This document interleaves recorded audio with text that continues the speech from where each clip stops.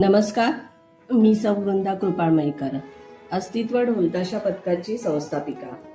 आज अस्तित्व ढोलताशा पथकाला 11 वर्ष पूर्ण होत आहेत। हा क्षण आमच्यासाठी केवळ आनंदाचा नाही तर अभिमानाचा आणि भावनांनी भरलेला आहे।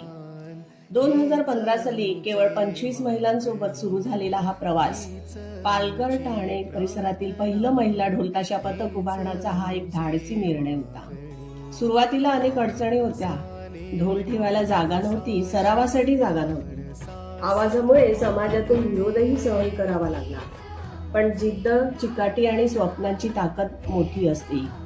त्या प्रत्येक अडथळ्यावर मात करत आम्ही पुढे चालत राहिलो। या प्रवासात श्री अजू पाटील सर यांचे मार्गदर्शन आणि घरच्यांचा भक्कम पाठिंबा हे आमच्यासाठी ऊर्जा देणारे ठरले।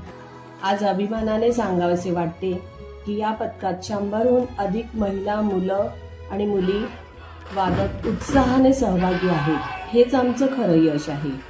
ढोलताशा वादन ही फक्त कला नाही, ती शिस्त, संस्कार आणि आत्मविश्वास देणारी शक्ती आहे। यामुळे तरुण पिढी योग्य दिशेने वाटचाल करते, वेळेचे योग्य नियोजन करते आणि संस्कृतीशी जोडली जाते।